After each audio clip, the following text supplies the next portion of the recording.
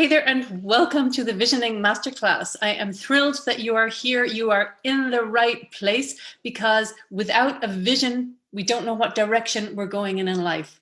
The clearer that your vision is, the more behind it you'll be. You'll make your decisions based on that vision, and you'll be a lot more purposeful. Plus, you'll be surer to get what you want if you know what it is. You don't go to Amazon and click on random articles. You click on what you want and then you receive it. So the clearer that you are about what your vision is, about where you're going, the better chance you have of receiving it. So just before I start, I want to introduce myself, if you don't know me already, briefly. My name is Niamh. I used to call myself a mindset coach. I really firmly believe that mindset is probably 90% of the journey, because if you've got a very strong mindset with determination, courage, resilience, then you're really going to have brilliant skills to get you to where you want to go. But also, the very first thing, and this is what I'm most passionate about helping people to do, is to leap, to have the courage to be true to yourself, to get clear first on what your truth is, to know what you want, and then to leap, to go after it. And that takes courage. And I see myself as a catalyst for taking those leaps and then to help you to get there, because it can be destabilizing. Any kind of change, any kind of transformation requires courage, requires strength, requires focus. There will be obstacles along the way. And I love to help my clients to navigate those obstacles and to get to where you want to go. So let's get clear about where that place is with your vision. Okay, so pen and paper. If you don't have it already, just hit pause and get your pen and paper. And the three areas that I'm going to share about are health, wealth, and relationships. They are the three primary areas for growth. And there's lots of subsets of those three areas, but they're the three areas. Actually, I'm going to really zone in on wealth and purpose today. But since health and relationships are so important, because just like we are mind, body, and spirit, our health affects our wealth, affects our purpose, and so do our relationships. They're all dependent on each other. You know, if you're having really destructive relationships, you're not going to have the energy and the confidence to go forward with your purpose, and your health will be affected. So it's really important that you take care of all of those aspects. So let's dive in first into health.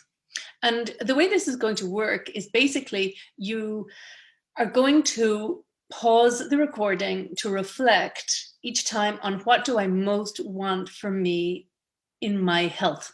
Now, health is physical health, mental health, and spiritual health. So let's start first with physical health. What is it that you most want in that area for you? So allow yourself to think.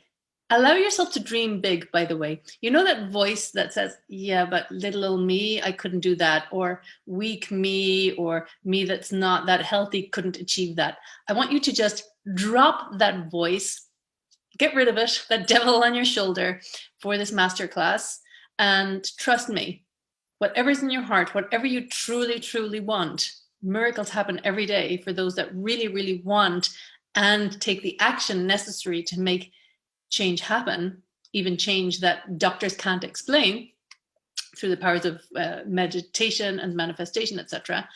So I really want you to write down what you truly want for you in the area of physical health.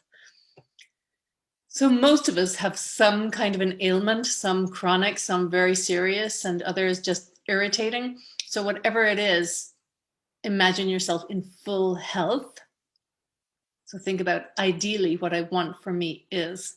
And don't write down, don't write down, but so write down what you want, what you desire, rather than what you don't want. Turn it into an affirmative, something positive, rather than what you don't want.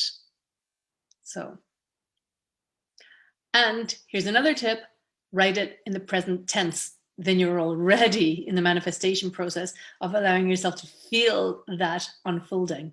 I am in perfect health. You can write all of this masterclass, you can write down as affirmations if you like. That would be a really powerful way to approach it. I'm super healthy. My arms are super healthy, or because for me, I'm just thinking I have a little bit of tendonitis, so my arms are super healthy and I can lift heavy weights with ease and without any pain, for example. So whatever specifically you'd like to create in your life, think about it. Because, by the way, this, what you write here and hopefully type up later, really is, it's going to be your Bible to refer to every day and remind yourself, this is my highest priority in life. All of these desires that I've written down here are my highest priority in life. Okay, so if you want to spend longer on physical health, the longer you spend on it, the clearer that you get. And, the more things that you order, like ordering on Amazon, then where attention goes, energy flows. So attention will go there. Okay. Now, I should also say attention should go there, but not in a desperate, needy way. There is a balance between acceptance of what is and trusting that whatever is showing up is for your highest good, or for your growth, for you evolving. So the way I approach it is not to get desperately attached. Life is a playground, and I'm here to really have fun and feel deep gratitude. That is one of the key secrets to life, to appreciate absolutely everything. If you can increase your appreciation and your gratitude, you're basically going to enjoy life a lot more, right? And you don't need anything in your circumstances to change in order to increase your gratitude. That is a practice. So remember that too. And that might be one really important element. And let's move on to mental health, because I think it's most closely linked to mental health. So what is important? What vision do you have for your mental health? Because usually our mental health is affected by when the reality that we desire is not showing up, or if there's something stressful in our past or in our present, then our mental health is affected. If it's something from our past that we have not yet processed, if we've not integrated and processed it, then that's going to affect our mental and our physical health, actually. But think about, for your mental health, what ideally do you want to be experiencing? So gratitude will be the number one thing to help you improve your mental health, because you can't feel grateful and at the same time in lack. Poor mental health there's going to be a strong lack mentality there. I'm lacking this, I'm lacking that. This isn't good enough. It's lack thoughts as opposed to abundance thoughts. Gratitude is linked to abundance. So the more gratitude you have, the more abundant you're going to feel, the more emotionally and spiritually abundant you're going to feel, no matter what your bank account looks like. So the more gratitude that you can experience, I can tell you there is many people with massive bank balances that do not have high gratitude levels and are not able to appreciate those things. And there's things like sunrises, sunsets, the moon, the stars, fresh air, all of those things that are free. And when we can deepen our appreciation and nature, all of the things in nature, then we experience more abundance. So that's what I wish for you. That's what has helped me enormously to really work on that. And it definitely impacts my mental health. So think about what you want for you, for your mental health. For me also, it's to feel grounded, to feel anchored, to feel at peace. Okay, so physical health, mental health, and spiritual health, which is also linked to your mental health. Your spiritual health, do you want to have a spiritual practice in your life? Is that important to you? Like meditation, any kind of, or religious practice? What kind of a spiritual practice in your ideal vision do you want to have? And think of this also as your higher self, the self that you aspire to be. I'm not saying there's anything wrong with the self that you currently are, but we're always a work in progress and growing. And it's, which area do you want to grow? Which would you like to have? What would you like to have more of in your life? So look at your spiritual health as well. So that is your health. Now, also related to that, of course, is your diet, what you're eating, your fitness. Diet and fitness. Yeah, I think just those two. So think about your eating habits. In your ideal vision of you, what are your eating habits? What kind of fitness are you doing? Personally, I am a strong believer in strong body, strong mind. So currently I'm doing quite hard workouts for strengthening, muscle strengthening, plus cardio. And I'm a firm believer that it's essential to have some kind of movement in your life. It all, the physical body has an impact on our emotional body and on our emotions. So for me personally, every day, actually, well, second thing, meditation first, and then some form of a workout, or sometimes yoga I will do before breakfast. So think about, and what comes later then is your structure, how you want to structure your day. Once you're clear about your vision and what's important, what your priorities are, then you start to look at, okay, how am I going to plan these into my schedule? Once I'm clear that these things are my highest priority, which I'm going to honor because I am now in the driving seat of my life, not in the passenger seat. Up to now, if you have not had a clear vision, you've been in the passenger seat, kind of just aimlessly going through life. And there's nothing wrong with that if that's what you choose. But personally, I like to work on growing myself and improving myself. And, I think it's such a gift to be alive. Let's make the most of it. And let's honor that gift by doing our best to take care of our bodies, take care of of every aspect of our lives. And that when we die, that we say, yes, I'm proud of, I really did my best. I really, really worked hard to do my best in my life. And a really good exercise, actually, this will also help your vision, is to imagine your obituary being read out at your funeral. How would you like to be described? So you can also look at your character. What kind of a character would you like? How would you like them to describe you? And then you can think about, caring, kind, for example, and giving. If those things are important, then write them down, put them in your vision. This is also something that you continue to contribute towards. It's not just right now. More things will come to you afterwards. You think, oh yes, but that's important to me too. So don't worry, there's no limit to this. The more things on there, the clearer that it is, the better. And you can ask for as much as you want. There's not a limit. It's not like you can only ask for 50 things. No, because you are the one that's going to be creating them, right? It's not like you're asking for them and somebody else out there. Well, I do believe that there is a presence that supports you. It's like Lady Luck follows action. So luck comes to you when you take action, and you're already taking action right now by writing down your vision and getting very, very clear about what you want. Okay, so that's your physical health. Let's move to relationships now before we go to wealth and purpose. So relationships, think about what kind, and that really relationship with self, there's 4 different aspects to relationships. Let's start with self, because your character with yourself is your character, right? And how much you like yourself, how proud you are of yourself, etc. So think, what kind of a relationship do you want to have with yourself? So you can pause as you really reflect on that. And you might look at, what are your values as well?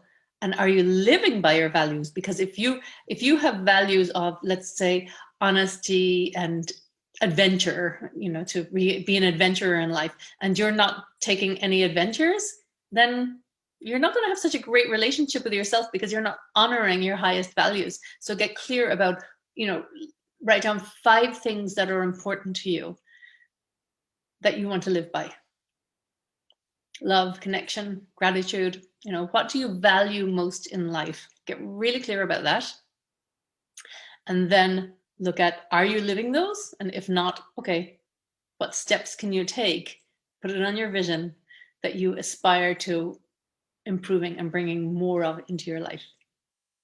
You can, of course, also create a vision board from this and have a visual representation of it to remind you. We think in pictures, so it's wonderful if you can put it on a vision board and put it on your wall.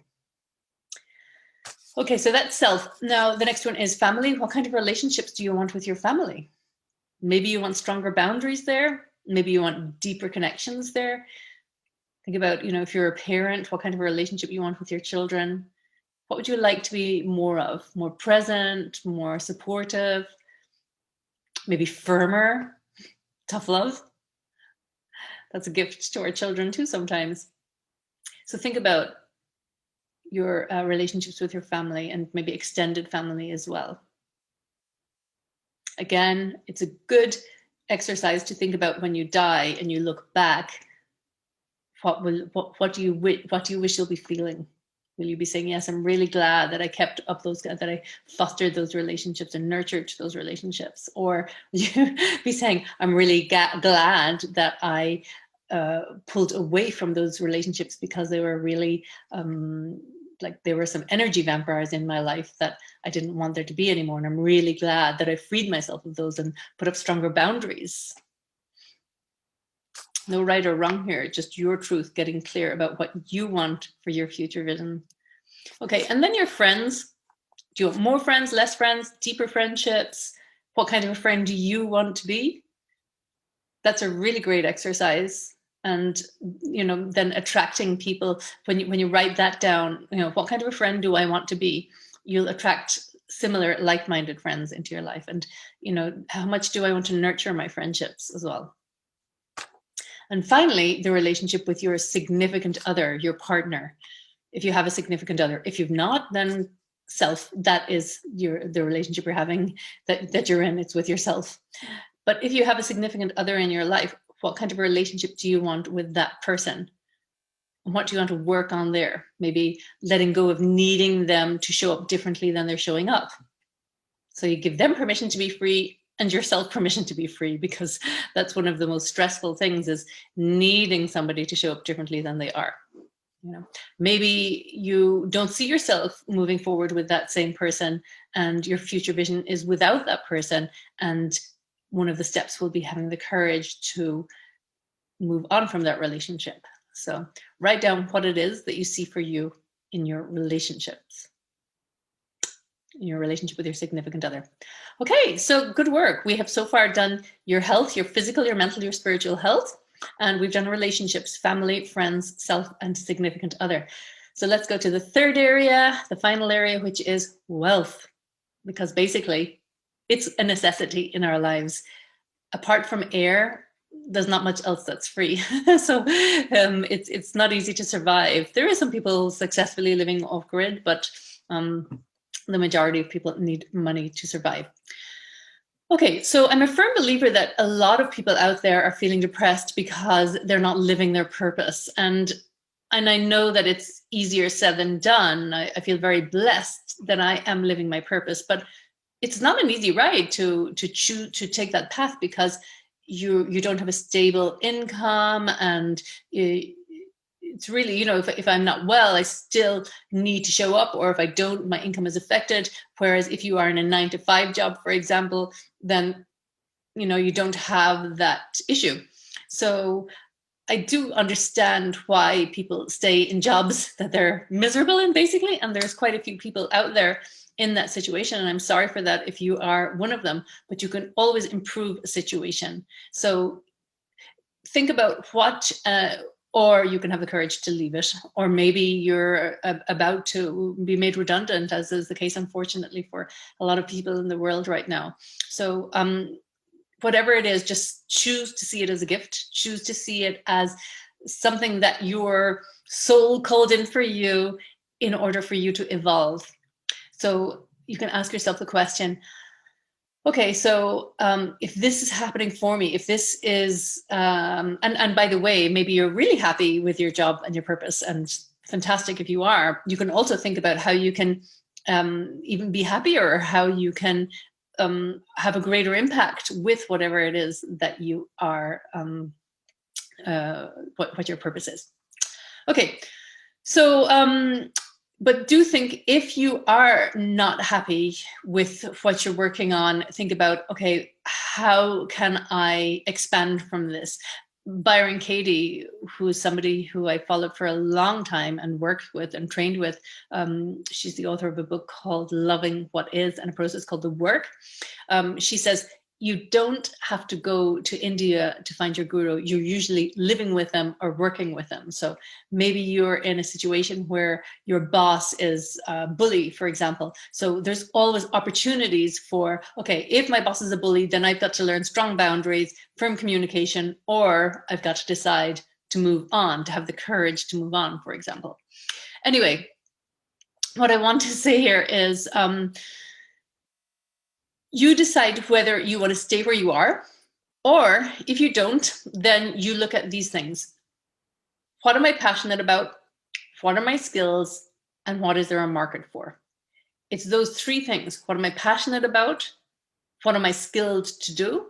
And what is there a market for? And basically, you can make a list, actually, and, okay, what I'm passionate about, or what my dream has been since childhood, for example, what I am skilled to do, because you might be passionate about becoming an astronaut, but if you haven't done any training, for example, it's not worth pursuing, maybe, unless, depending what age you are. If you're young, still go ahead. But being reasonable about, okay, is it possible for me to pursue this and make money from it? Okay. So when you find what you really, really want there, and you think, okay, there is a market for this, maybe you have to do some research, reach out to me if you want help with that. I know, for example, in my line of work, online, it's growing. Online trainings have increased so much. In Udemy, apparently it went up by Udemy, which is an online learning portal. Purchases of stress management trainings went up by 1,300% since the start of COVID, for example. So there's definitely a market. There's definitely demand for those kind of trainings, for example.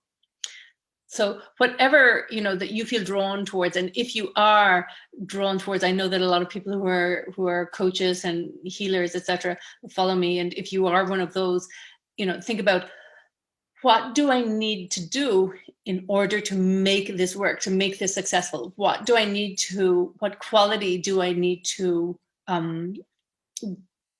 get more, to embody? What do I need to get better at?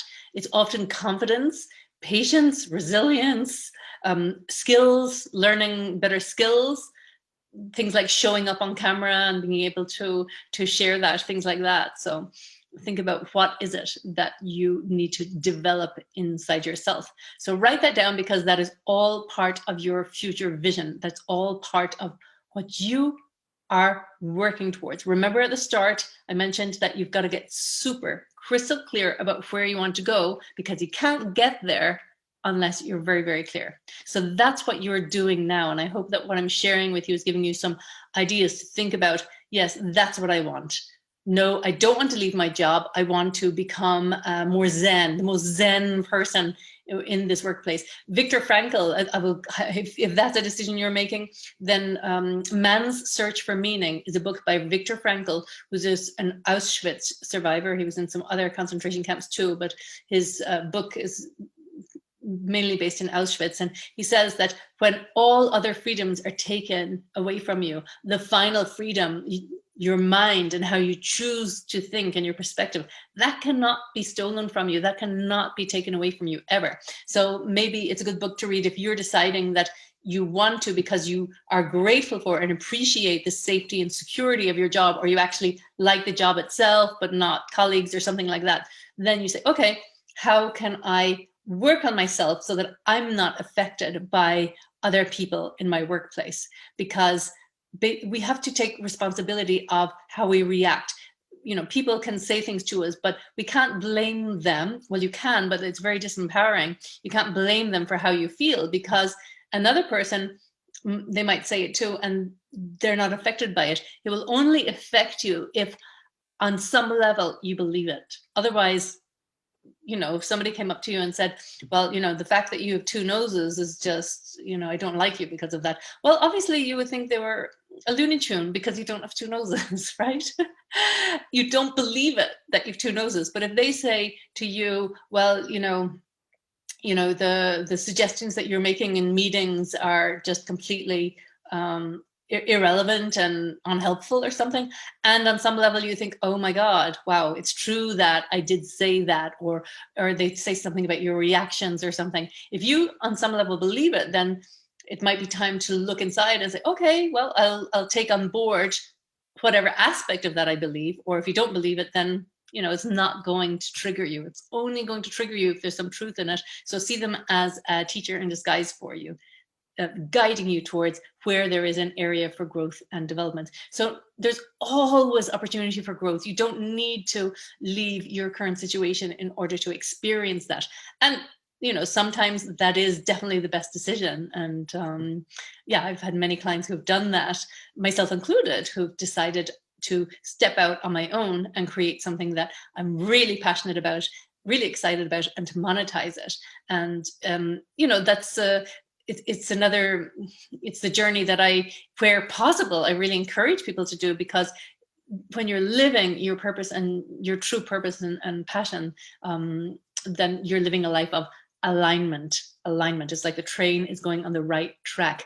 But if you are doing something that you really don't enjoy doing, if you're like paper pushing instead of maybe you joined an organization to have a great impact in the world and make a difference, but actually all you're doing is just moving papers from left to right and not really having an impact, and you feel soul destroyed about that affects our health. That affects our physical health, our mental health. And maybe on your deathbed, you might say, why didn't I just step out and create something myself? The reason we don't is fear, right? But that's why I am the leap catalyst, because deciding, yes, I'm going to jump, I'm going to leap, I'm going to make that change, and then following through with that. If you have very strong structure, very good guidance, and obviously if there's a market for whatever you want to do, then you will succeed with resilience and the right mindset. So don't be afraid. Life's too short to end up on your deathbed with regrets. Don't have any regrets. Okay, so I hope that was really helpful to you. You can listen to it again and add to it and think, what do I really want? And you might even be confused right now, with the suggestions, and confused about what is it. So I'd invite you to just get still and let's do that right now. Even if you are clear about what you want, think, okay, what else? What does my heart truly want? And what can be really helpful is to imagine yourself as that child again, that confident child who really believed that you were going to achieve whatever it was, who didn't realize that there was going to be so many fears and obstacles, that fearless child inside of you. What is it that they want? What do you want to create? What impact do you want to have? What legacy do you want to have? So, what you can do at the end, this is nearly complete now, is just sit in silence and just contemplate, and just see this time as a turning point. Even if you're clear on your journey, get clearer, take that time, and I will challenge you also to say, if you are clear, how can you accelerate getting there? What do you need to do? What do you need to develop inside of you in order to accelerate getting there? And then just do it. Leap, because life's too short. And a fantastic quote that I heard this morning from Winston Churchill is, success is marching from failure to failure without any loss of enthusiasm. I absolutely love that. And I believe that is the way that I live. I have had a lot of failures, inverted commas, failures. I don't see any failure. The only failure I see is not doing anything, or being stuck and knowing you want to leap or move forward and you don't. I see that as a failure, because you're being ruled. You're choosing to let fear rule you. And I have compassion. I don't mean that as a judgment too. I know that everybody's situation is different, but sometimes these excuses that we really, we justify why we don't take those leaps, they're not as valid as we would have ourselves believe. So please do reach out to me if you want me to challenge you on whatever reasons you have to validate why you can't live the life that you truly want to live.